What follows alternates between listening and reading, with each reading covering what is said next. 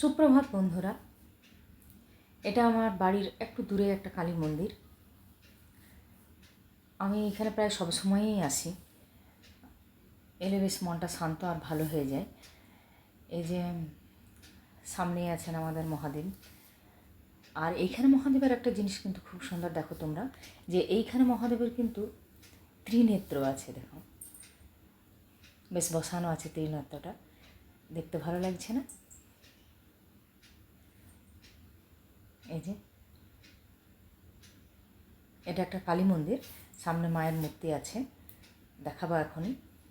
এই মন্দিরের প্রত্যেক বছর কার্তিক মাসে অমাবস্যার সময় বেশ ধুমধাম করে পূজা হয়।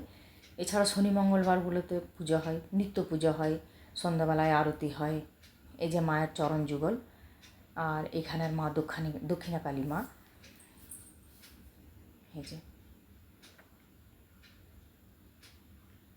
এই যে মায়ের চরণ যুগল রয়েছে। এই যে আমাদের মায়ের মূর্তি, মা বেশ শান্ত আর জাগ্রত।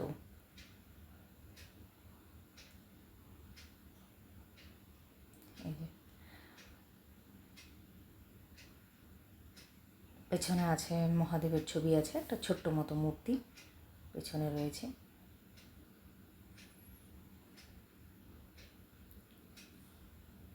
এই যে এখানে বন্ধুরা, এটা আমার বানানো প্রথম ব্লগ, ছোট্ট একটা ব্লগ।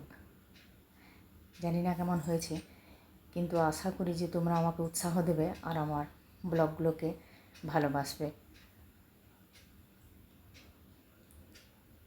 তোমাদের সঙ্গে আবার আমার দেখা হবে আমার পরের ব্লগে।